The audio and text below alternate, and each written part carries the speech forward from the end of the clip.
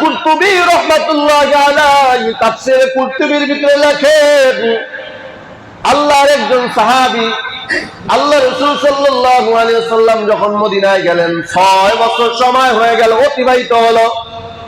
ওই মদিনার ভিতরে একজন লিডার ছিল, নাম তার আউফ ইবনে মালিক আল আশজাঈ। আল আশজাঈ বংশের একজন লিডার, নাম তার আউফ ইবনে মালিক আল আশজাঈ। এই আউফ ইবনে মালিকের কাছে সংবাদ আসলো, শেষ জামানার নবী মুহাম্মদ 6 বছর হলো মদিনায় আছে। কেমন জানি বারবার মনে চায় আউফ ইবনে মালিকের যে নবীর সাথে একটু সাক্ষাৎ করব। সুবহানাল্লাহ বললেন না? বারবার মনে চাইতেছে, কিন্তু প্রকাশ করে না। মনে চায় শেষ নবীর, শেষ জামানার নবী মুহাম্মদের সাথে একটু সাক্ষাৎ করব, দেখতে মনে চায়। হঠাৎ করে তার শত সৈন্যবাহিনী আছে, সবাইকে বলতেছে, আমি শুনলাম শেষ জামানার পয়গম্বর নবী মুহাম্মদ নাকি মদিনায় আছে। 6 বছর হয়ে গেল, আমার মনে চায় তার আমি একটু দেখবো, আমার মনে চায় তার সাথে আমি একটু কথা বলবো, আমার মনে চায় তার নুরানি চেহারাটা আমি একবার দর্শন করবো। জোরে জোরে কান্না সুবহানাল্লাহ। ওই সাথী সঙ্গীরা কয়, লিডার সাবধান, খবরদার মুহাম্মাদের কাছে যায়েন না, কারণ মুহাম্মদ বড় একজন সন্ত্রাসী। চিৎকার মেরে কোন নাউজুবিল্লাহ, আরো জোরে বলেন নাউজুবিল্লাহ। নবীজিকে সন্ত্রাসী বলার পর যদি কোনো মুসলমানের জবান দিয়া নাউজুবিল্লাহ না বের না হয়, সেও একজন মুনাফিক, কাফেরদের পক্ষের লোক। বলতেছে সাবধান, আপনি যায়েন না। কয় মুহাম্মদ একজন সন্ত্রাসী। মুহাম্মদ কয় কেমন? কয় মুহাম্মদ উল্টা পাল্টা করতো, সন্ত্রাসী করতো, এই জন্য মুহাম্মদকে মক্কা থেকে ঘাট ধরে বের করে দিয়েছে। চিৎকার মেরে কয় নাউজুবিল্লাহ। কিন্তু দিলের ভিতরে তামান্না, না লোকটারে দেখবই, এই দিলের ভিতরে তামান্না জাগায় দেওয়ার মালিক কে? আল্লাহ হেদায়েত দিবে, যে কোনো একটা মাধ্যমে হেদায়েত দিবে। এই আয়াতের শান নুজুলে ইমামে কুরতুবী রাহমাতুল্লাহি আলাইহি ঘটনাটা লিখছেন। গভীর রাতে একদিন নবী মুহাম্মদের দরবারে গিয়ে ডাক দেয়, মুহাম্মদ দরজা খুলো, দরজা খুলো। নবী আমার ভিতর থেকে ডাক দেয়, কয় কে? ডাক দেয়, আমি হইলাম আউফ ইবনে মালিক আল আশজাঈ। নবী আমার সাথে সাথে দরজা খুলে হাতটা বাড়ায়, কয় আউফ ইবনে মালিক, আমি মদিনা আসলাম, 6 বছর হয়ে গেল। বাবা এতদিন পরে কেন আসলা? তুমি আরো আগে কেন আসলা না? আউফ ইবনে মালিক ডাক দেয়, হুজুর আপনার সাথে কথা আমি পরে বলবো, আগে আপনার নুরানি চেহারাটা আমারে দেখতে দেন। সুবহানাল্লাহ। আমার নবীর চেহারার ভিতরে তো আকর্ষণ ছিল, বেঈমানরা নবীর চেহারা দেখা মাত্র কালেমা পড়তে বাধ্য হয়ে গেছে।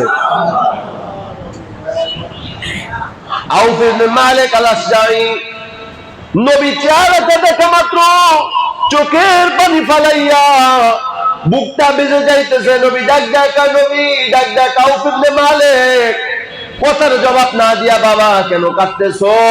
এবার আউফ ইবনে মালিক একটা চিৎকার মেরে কয়, না না, আমি এত বছর যাবত যা শুনেছি সব মিথ্যা, সব মিথ্যা, সব বানোয়াট, সব ধোঁকাবাজি ধান্দাবাজের কথা, একটাও মিথ্যা না। কয় কারণ কি? কয় যেই চেহারার দিকে এত নুরানি থাকতে পারে, ওই চেহারা কোনোদিন সন্ত্রাসীদের চেহারা হতে পারে না। এটা কোনোদিন সন্ত্রাসের চেহারা হতে পারে না, এটা মিথ্যাবাদীর চেহারা হতে পারে না। এবার আউফ ইবনে মালিক ডাক দেখায়, ও আল্লাহর রাসূল, আমি এতদিন আসতে পারি নাই, আমার সাথী সঙ্গীরা আমার আসতে দেয় নাই, বিভিন্ন কান পরা দিয়ে আমাকে পিছনে হটায় রাখছে। ও নবী, আজকে যেহেতু আপনার দরবারে আসি, আর দেরি করতে চাই না, আপনি কালেমা পড়ে আমারে মুসলমান বানায় দেন। জোরে জোরে বলেন সুবহানাল্লাহ। আউফ ইবনে মালিক কালেমা পড়ে কি হয়ে গেছে?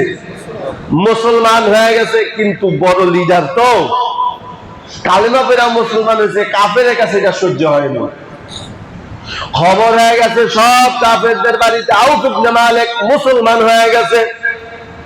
পরের দিন সকালবেলা পুরা বাড়ি এসে ঘেরাও করছে। ওই যে আগেই বললাম, মাখরাজা, বের হওয়ার রাস্তা করবেন কে? দেখেন কিভাবে আল্লাহ বের হওয়ার রাস্তা করেন। 1 নম্বর পুরস্কার, আউফ ইবনে মালিকের গোটা বাড়িটা ঘেরাও করে ফেলছে। এই আউফ ইবনে মালিক, ঘর থেকে বের হও, কেন মুসলমান হইলা? আগামী বছর তুমি এমপি হইতা আমার মদিনার। তোমার মন্ত্রিত্ব দিতাম, কেন তুমি মুহাম্মাদের ধর্ম গ্রহণ করলা? জবাব দাও। আউফ ইবনে মালিক ঘর থেকে বের হয় না, বরং ডাক ডাকা, যাও যাও চলে যাও, তোমাদের সাথে আর আজ থেকে আমার কোনো সম্পর্ক নাই। আমি মুহাম্মাদের ধর্ম গ্রহণ করেছি, আমি একজন মুসলমান। এখন আমার উদ্দেশ্য থাকবে মুহাম্মাদের নিয়ম কানুন সব মানা।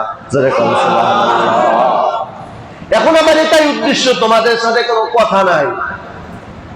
কিন্তু আউফ ইবনে মালিকের স্ত্রীর কাছে ডাক ডাকা, ম্যাডাম, নেতারে তো ধইরা রাখতে পারি নাই, খবরদার আপনি আবার এই রাস্তায় যায়েন না, কারণ আপনারে কিন্তু আমরা আগামী বছর মন্ত্রী বানাবো। লোভ দেখায় কিসের লোভ? কথা বলেন না কেন? একটা কথা মনে রাখবেন, মানুষ যখন লোভে পড়ে তখন মানুষ থেকে মানুষ হয়ে যায়। এটা বিশ্বাস করেন সবাই? কেউ যদি লোভে পড়ে, লোভ এত বড় খারাপ, কেউ মানুষ যদি লোভে পড়ে, ওই মানুষটা থেকে, লোভে পড়ার কারণে মানুষটা থেকে মানুষটা অমানুষ হয়ে যায়। কেমন অমানুষ হয়? ধন সম্পত্তির লোভে পড়ে নিজের একই গর্ভ থেকে বের হওয়া আপন ভাইকে কল্লার ভিতরে ছুরি চালাইতেও দেরি করে না, সম্পত্তির জন্য ভাইয়ের চোখ উঠাইতেও দেরি করে না। কারণ কি? কয় লোভ। কারণ কি? লোভ। লোভ মানুষ থেকে মানুষটার অমানুষ বানায় দেয়। আউফ ইবনে মালিকের স্ত্রী কয়, ডাক ডাকা, না না, তোমরা চিন্তা করিও না, আমার স্বামী যেই রাস্তায় গেছে, একদিন আগে আর পরে হোক আমিও সেই রাস্তায় যাব। সুবহানাল্লাহ বলেন। তার মানে আমিও কি হব? মুসলমান। মুসলমান হব। ম্যাডামের কাছেও চান্স পায় নাই। আউফ ইবনে মালিকের একটা সন্তান, নাম তার সালেম। সালেম রে ডাক ডাকা, বাবা, তোমার মায়েরও বুঝাইতে পারলাম না, তোমার বাবাই তো আগেই মুসলমান হয়ে গেছে, এবার তুমি আমাদের নেতা, তুমি যা বলবা তা শুনবো, আগামী বছর তুমিও মন্ত্রিত্ব অর্জন করবা। আবু সালেম ডাক ডাকা, না না, আমার বাবা যেই রাস্তায় গেছে, আমার মা যেই রাস্তায় গেছে, আগামীকালকে আমিও সেই রাস্তায় যাব। নবী মুহাম্মাদের দরবারে যায়, কিন্তু আউফ ইবনে মালিক তার সন্তানকে নিজে বাড়ির বের হতে পারে না, কারণ মানুষ বিভিন্ন প্রশ্ন করবে, এই কারণে নিজে ঘর থেকে বের হয় না। সন্তানকে পাঠায় দিছে, যাও বাবা 1 কেজি আটা নিয়ে আসো দোকান থেকে। মদিনার বাজারে সালেম আটা আনতে যায়, কিন্তু সন্ধ্যা হয়ে যায়, সালেম আর বাড়িতে আসে না। আউফ ইবনে মালিক এবং তার স্ত্রী, মা বাবা সবাই পাগলের বেতে ভেসে ঘর থেকে বের হয়ে যায়। মা বাবা কেঁদে কেঁদে বলে, কেউ কি আমার সালেম রে দেখছো কিনা? না না, সালেম নামের কাউরে আমরা চিনি না, তবে দেখলাম একটা সন্তান কিছু আটা নিয়ে রাস্তা দিয়া যাইতেছে, হঠাৎ করে 7-8টা লোক আইসা কালো কাপড় দিয়া তারে পেঁচাইয়া কিডন্যাপ করে যেন কোথায় নিয়ে গেছে। আউফ ইবনে মালিকের বুঝার বাকি নাই, আমার সালেমের উপরে অত্যাচার শুরু হয়ে গেছে ইসলাম গ্রহণ করার কারণেই। ঠিক বললাম না ভাই? ঠিক বললাম। মুসলমান বাবাজিরা আমার, এখান থেকে একটা সত্য কথা আপনাদেরকে বলি, ইসলাম ধর্ম গ্রহণ করা মাত্রই কিন্তু বিপদ আপনার উপরে আসবে, ধৈর্য ধারণ করা লাগবে। কথা হয় না? ইসলামের সঠিক কথাটা বলতে গেলে আপনার মার খেতে হবে, ইসলামের সঠিক কথাটা বলতে গেলেই আপনার জেল খাটতে হবে, ইসলামের সঠিক কথাটা বলতে গেলেই এই গদি আপনার ছাড়তে হবে। মনে থাকবে তো? আউফ ইবনে মালিক বুঝা ফেলাইছে আমার সন্তানকে কিডন্যাপ করা হয়েছে। সংক্ষেপে বলতেছি, পয়গম্বরের দরবারে দৌড়ে গিয়ে ডাক ডাকা, পয়গম্বর, বিপদ চেপে আছে, সালেমকে কিডন্যাপ করছে।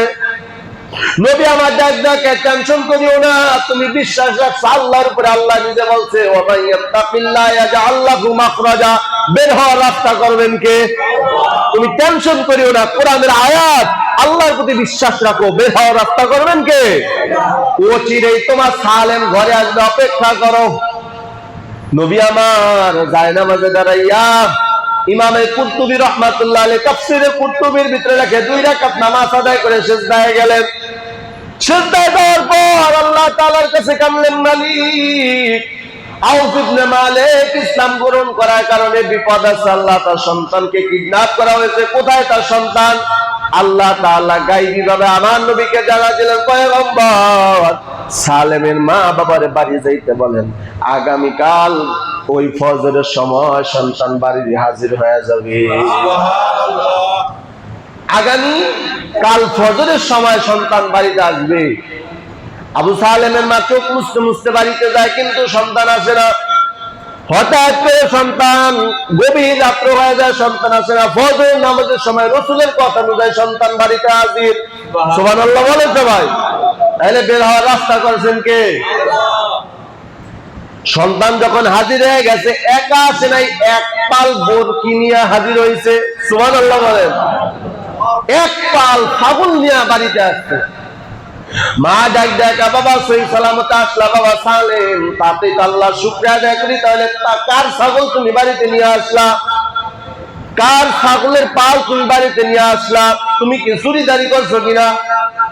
না না আব্বা জান, আব্বা জান চুরি করি নাই, বরং কে যেন আমারে বলছে, সালেম এই রিজিক আল্লাহ তোমারে দিছে, তুমি বাড়িতে নিয়ে যাও।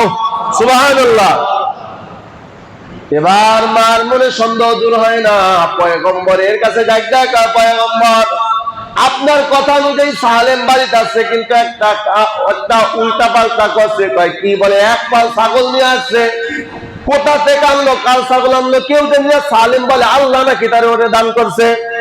হুজুর আমার সন্দেহ দূর করা দরকার, আপনি তো ডাইরেক্ট আল্লাহর সাথে কথা বলেন, একটু জিগান সালেম ছাগল পাইলো কোথায়? সুবহানাল্লাহ বলেন। কথাটা বলা মাত্র পয়গম্বর সিজদায় পড়ে আল্লাহকে ডাক দিলেন, দয়ার মালিক সালেম সহি সালামতে বাড়িতে আসলো, কিন্তু ছাগল পাইলো কোথায় জানতে চাই। কোথা থেকে ছাগল আসলো?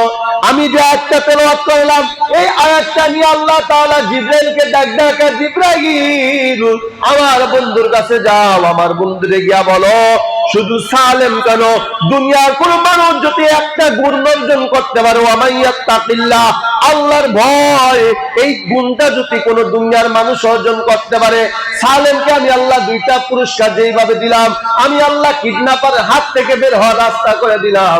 দুই নম্বরে ওয়ারযুকু মিন হাইসু লা ইয়াহতাসিব, এমন জায়গা থেকে রিজিক দিব কেউ কল্পনাও করতে পারবে না। যাও যাও এই আয়াতটা নিয়ে পয়গম্বরকে শুনায় দাও, এই গুণটা সালেম অর্জন করার কারণে আল্লাহ তাআলা দুইটা পুরস্কার সালেমকে দান করছে। তাহলে এই গুণটা অর্জন করতে রাজি আছে ইনশাআল্লাহ। আমরা দুনিয়া করি একমাত্র রিজিক তালাশের জন্য, একটু ভালো মন্দ খাবারের জন্য। আল্লাহ কয় গুণ অর্জন কর, ওয়ামাইয়াত্তাকিল্লাহ, তোরে খাওয়াবো আমি আল্লাহ, তোরে বাঁচাবো আমি আল্লাহ, তোর অসুস্থতা দিব আমি আল্লাহ, তোরে সুস্থতাও দিব আমি আল্লাহ। এই বিশ্বাস শুধু মুখে বলবি না, কাজে কর্মে পরিণত করবি। কিভাবে? 5 ওয়াক্ত নামাজ পড়বি, আল্লাহর হুকুম মানবি, নবীর তরিকা মতো তোর জীবনটা পরিচালনা কর। সালেমকে আমি আল্লাহ যেভাবে পুরস্কৃত করছি, তোকেও আমি আল্লাহ দুইটা পুরস্কার দুনিয়াতেই দান করো। তাহলে দুইটা পুরস্কার, এক নম্বরে বের হওয়ার রাস্তা করবেন কে? আর দুই নম্বরে কি? আসমানেও যদি রিজিক থাকে আপনার ঘরে পৌঁছায় দিবেন কে? মনে থাকবে তো ইনশাআল্লাহ। তাহলে আমার আলোচনার মূল বিষয় হলো, আল্লাহর ভয় যদি বান্দা অর্জন করতে পারে, মুখে না কাজের দ্বারা প্রমাণ করে দেখাইতে পারে, আল্লাহ তাআলা তারে দুইটা পুরস্কার দিবেন। একটা হলো ওয়ামাইয়াত্তাকিল্লাহ জাআল্লাহু মাখরাজা, তারে দমায় রাখতে পারবে না, ঠেকায় রাখতে পারবে না, দুনিয়ার মানুষ গুমও করতে পারবে না, খুনও করতে পারবে না, সমস্ত অন্ধকার এবং সমস্ত বিপদ থেকে রক্ষা করবেন কে? দুই নম্বরে রিজিকের অভাবে নামাজ ছাড়ো না, না বান্দা তুই নামাজ ছাড়িস না, আল্লাহর হুকুম পালন কর, আমি আল্লাহ এমন জায়গা তোকে রিজিকের ব্যবস্থা করব তুই কল্পনাও করতে পারবি না। সুবহানাল্লাহ। আল্লাহ তাআলা আমাদের সকলকে গুণ অর্জন করে পুরস্কার হাসিল করার তৌফিক দান করে সকলে বলে আমিন।